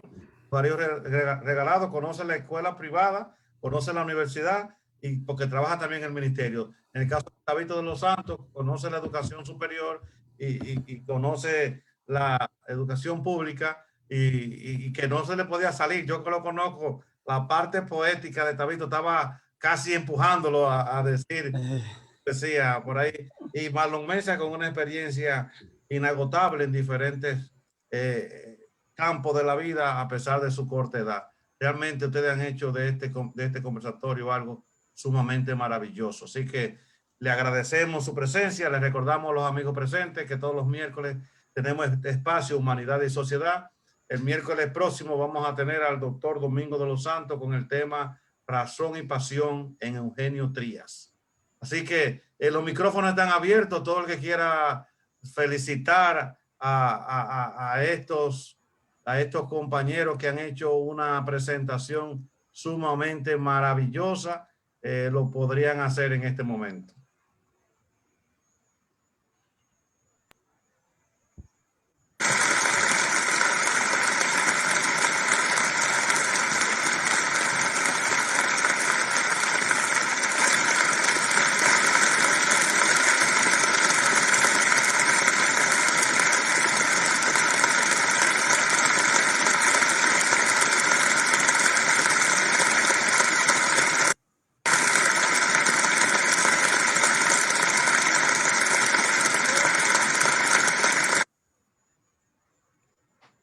Bien, los micrófonos están abiertos. Si alguien quiere saludar, decir algo, lo puede hacer ahora.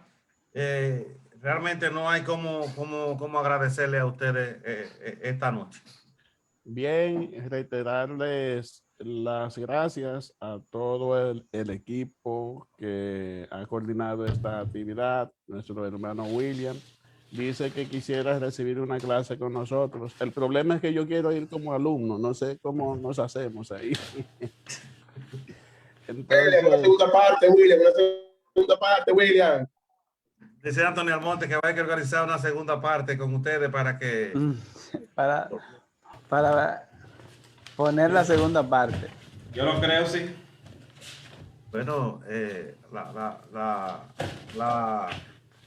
reto lo están poniendo ustedes mismos. Simplemente sería ponernos de acuerdo. Nos comunicamos y nos ponemos de acuerdo para ver qué día podría ser. Profesor Eulogio Silverio. William, cuénteme. ¿Qué le cuento? ¿Qué le cuento que ya no le haya contado? Digo yo, viendo que fue un banquete, ¿por qué usted no hizo un banquete mejor con eso, con esas experiencias de cómo se da filosofía, cómo se logra conectar con el cerebro, los aprendizajes? Y lo de Marlon también me parece interesante. Y Tabito, ella es un maestro consagrado. Y Carlos me sorprendió. Sí, sí. Bueno, ya buscaremos a ver cómo podemos hacer una segunda parte. No fue un banquete de nombre, pero de actividad sí fue un banquete en cuanto al contenido y la manera magistral y el público excelente que nos ha acompañado. Mire, ese público es tan bueno que tienen los micrófonos abiertos. Ellos están pidiendo para poder hablar. Agradezco a Generación Nova. Agradezco a Generación Nova por la oportunidad, William Chala, por siempre estar ahí motivando también. Porque, o sea, que usted no es de Generación Nova, Carlos. Dígame. Entonces usted no es de Generación Nova. Pero me refiero a la directiva. Déjeme dar esos, ¿cómo que dicen? Esos créditos. No le haga caso a Eulogio, que Eulogio siempre está tirando su cosita. Que pasa que Eulogio está tranquilo allá en el frío. Sí, sí. Bueno, no le quito más de su tiempo. Ya son las 16 de la noche. Muchísimas gracias. Carlos, Tabito, Darío, Marlon. Excelente exposición. Felicidades. ¿Verdad que está bien como yo lo tengo? Ojalá y pronto podamos tener otro conversatorio. Y le reitero la disculpa porque teníamos un conversatorio previo, pero por razones de la covidianidad no se pudo. Bien. Buenas noches y descansen y pásenla bien. Gracias a todos Gracias. por su paciencia y escucha. Buenas noches. Gracias, muchas gracias. maestro. Gracias por la invitación. A la orden estamos. Bendiciones. a todos. Gracias. Gracias a todos. Gracias. Feliz Muchas noche. gracias a todos. Gracias. A la orden. Gracias, a maestro. ustedes. Buenas noches. Para todos. Muchas gracias por su tiempo.